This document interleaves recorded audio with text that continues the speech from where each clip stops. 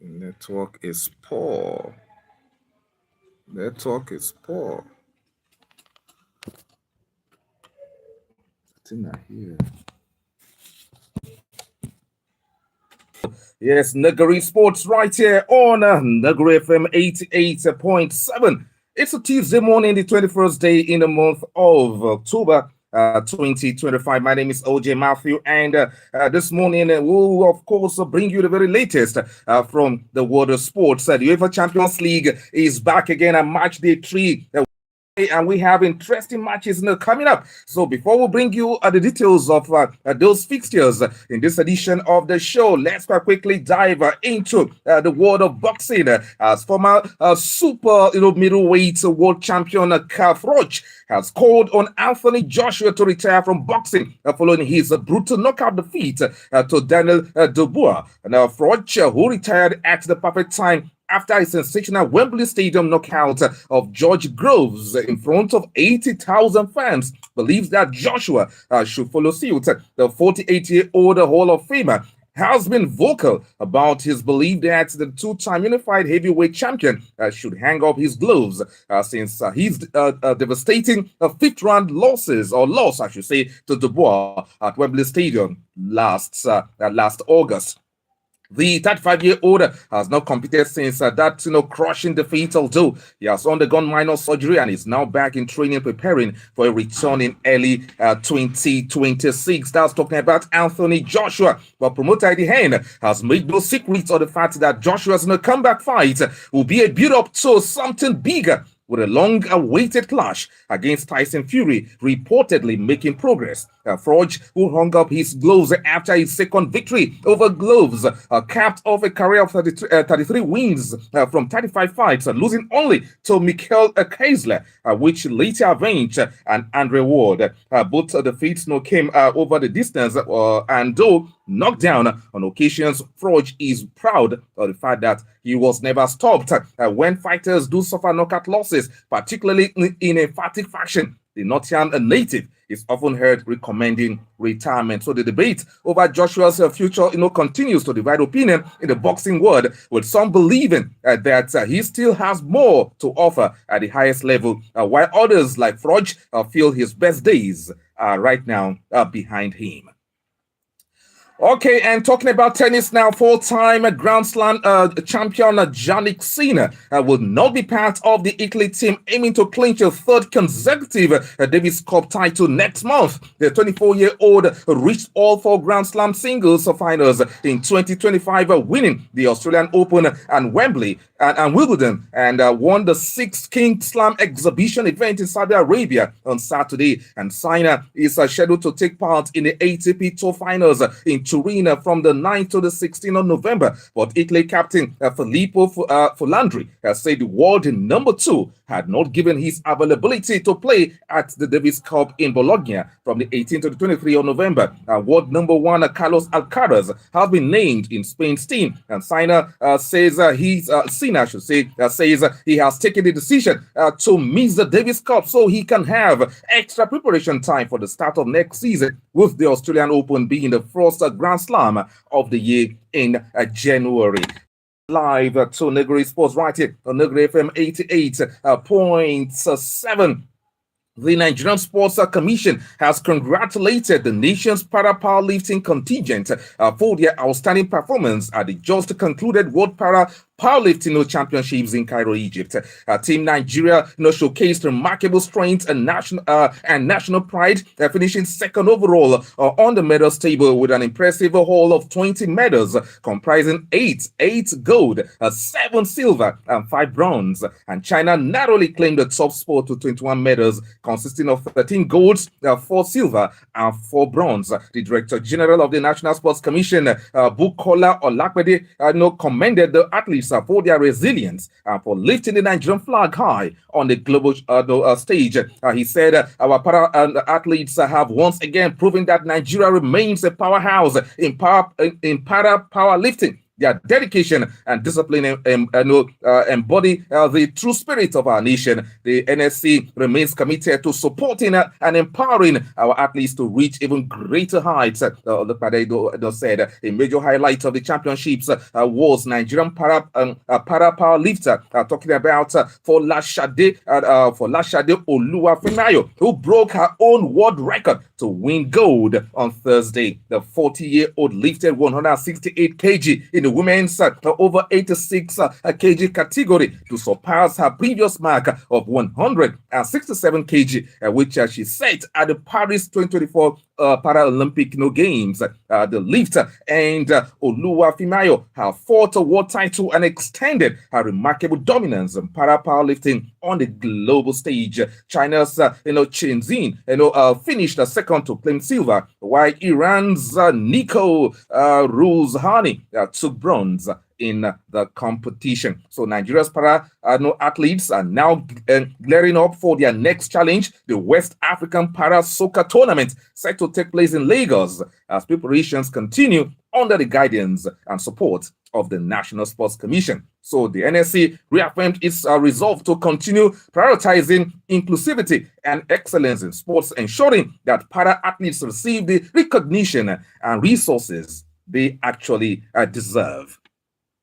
Nigeria's talking about football now. Nigeria's Flamingo head coach Bankole Oluwakere has admitted that individual mistakes have proved costly in their 4-1 defeat to Canada in the opening match of Group D at the ongoing FIFA Under-17 Women's World Cup in Morocco. The Nigerian girls have fought back to level through Queen Joseph after an early Canadian opener, but a series of second-half errors saw the North Americans score 3 more times to claim a convincing win in, of course, Morocco. Now, speaking after the match, Oluwakere said his side paid the price for poor decision-making and missed chances in key moments. It was a huge game. Sometimes there are mistakes, and that's what gives away goals, he said in his post-match conference. Oluwakere stressed that the defeat should serve as a learning curve for his players, insisting they must respond quickly if they were to stay in contention in the tournament. Of course, the coach reaffirmed that victory in their next game, in their next group match, is now the team's top priority as they prepare to face France come tomorrow. So Nigeria will sit bottom of Group D. After the defeat, will have to beat France to keep their qualification hopes alive before facing their final group openings later in the week. All right, thank you all for joining us this very, very morning. Yes, Tuesday morning, and I tell you that we have a whole lot for you. Yes, a whole lot to serve you this morning on the show. So if you're joining us virtually, thank you so much for joining us.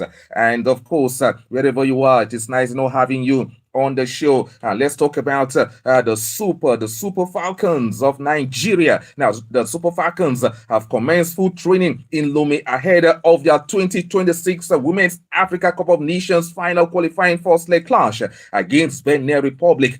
Camp update from the team's media officer on Monday evening confirmed that the session was concluded successfully, with defender Tosin Damihin being the latest arrival to join the squad. 9 players are now in camp, including 6-time African Footballer of the Year Asisat Oshola, a new invitee Joy Omiwa, China-based forward for Lashade Ijamilusi, and the home-based quartet of goalkeeper and the line Mbuechi, defenders Blessing Elivade and Miracle Hussaini, Michael midfielder Taiwo Afolabi, and of course forward Kafayat Mafisere. And the head coach Justin Madugu has expressed satisfaction with the team's early response, confirming that the squad will continue their training sessions throughout the week as they fine-tune tactics for the crucial fixture. Nigeria, champions of Africa, will face the Beninois senior women's team of at the 25,000 capacity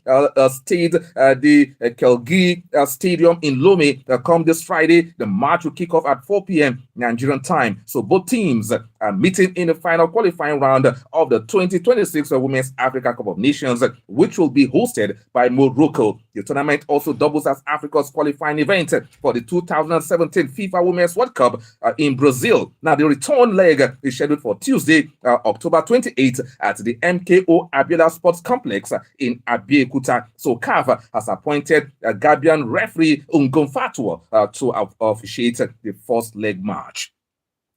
And talking about the head coach of Benin, yes, the head coach of the Amazons of Benin Republic, Abdoulaye Ozira, says his team is unfazed by the challenge of facing defending champions, the Super Falcons of Nigeria. Now, Benin Republic will lock horns with Nigeria in the second qualifying round of the 2026 Women's Africa Cup of Nations.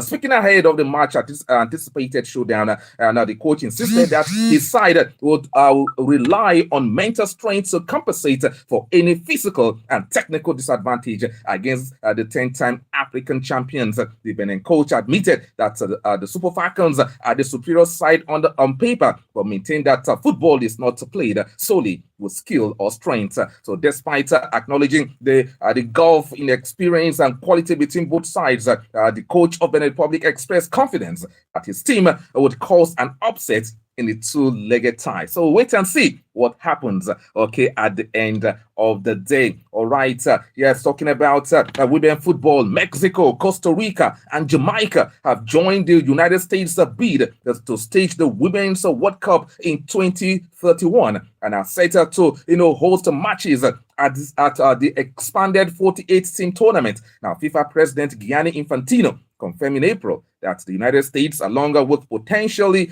some other CONCACAF members, have put forward the bid to host the competition.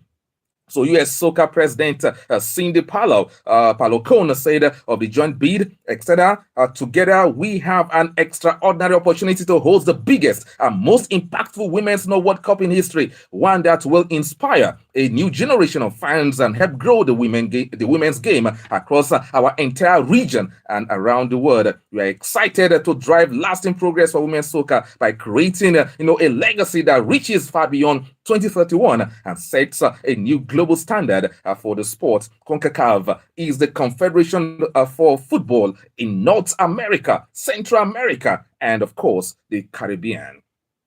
And talking about the Super Eagles now, the Nigeria Football Federation has confirmed the cancellation of the Super Eagles' planned friendly match against Venezuela and Colombia in the United States following the team's qualification for the 2026 World Cup playoffs. Now, speaking to an online medium on Monday, NFF Director of Communications, Dr. Ademola Olajire, said the decision was inevitable after the Super Eagles secured the playoffs, no sport. So he said, yes, we have cancelled it and it is automatic.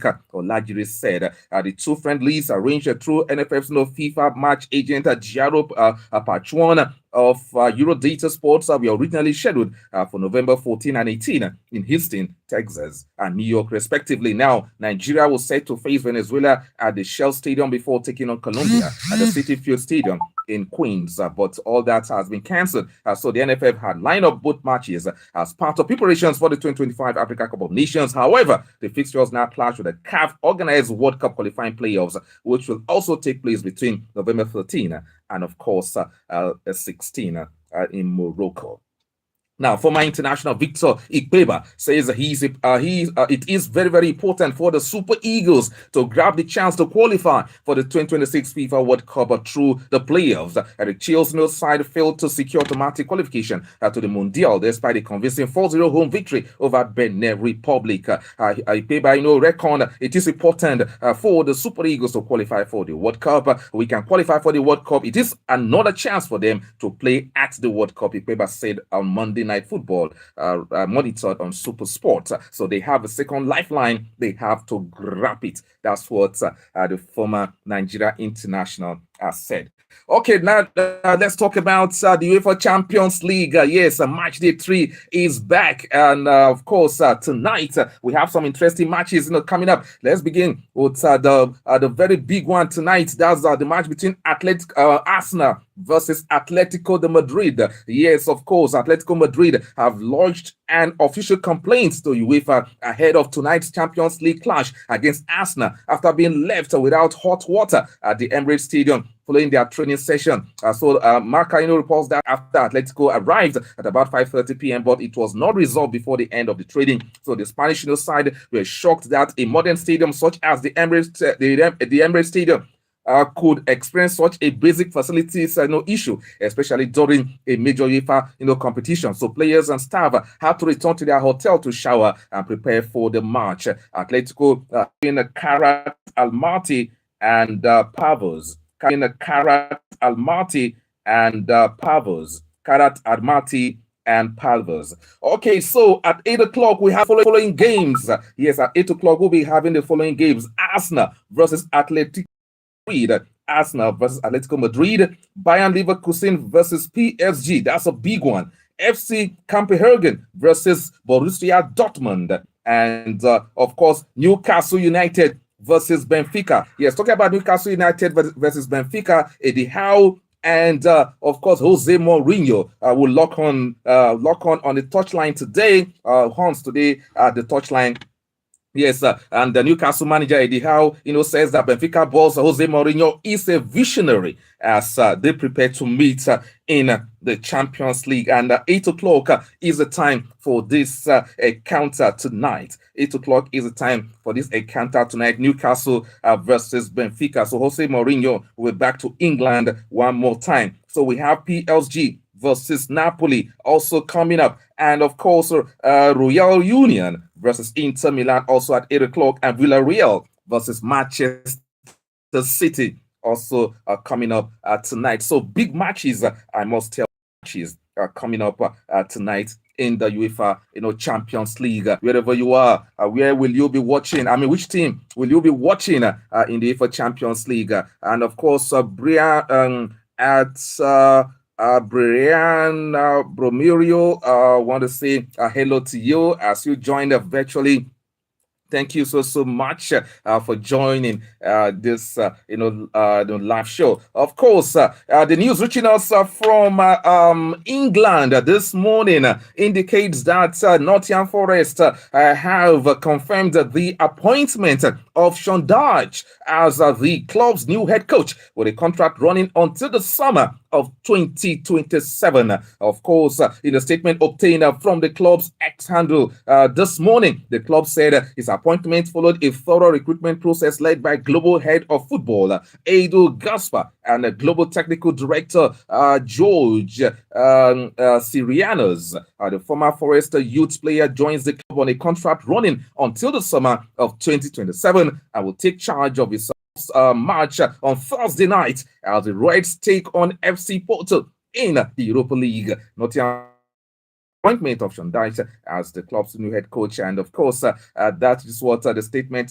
said. And Sean Dyche have a whole lot on his hands to ensure that he pleased the fans and of course the owner of the team. Don't forget that Nottingham Forest we are in advanced talk after the sacking of NG for the Scooplu, over the weekend, and it has actually come to pass. And I know that all hands will now be on deck to make sure that yes, Nottingham Forest do the needful now to make sure they are not relegated this season. All right, so much for the morning, and it is nice not having you on the program. We just have to go now. Let's do it again tomorrow right here on this dial, and the time to join me is 11 o'clock in the morning, and we'll make sure we'll bring you the report of the UEFA Champions League matches that will go down today or tonight, and then look forward to the ones coming up tomorrow, Wednesday.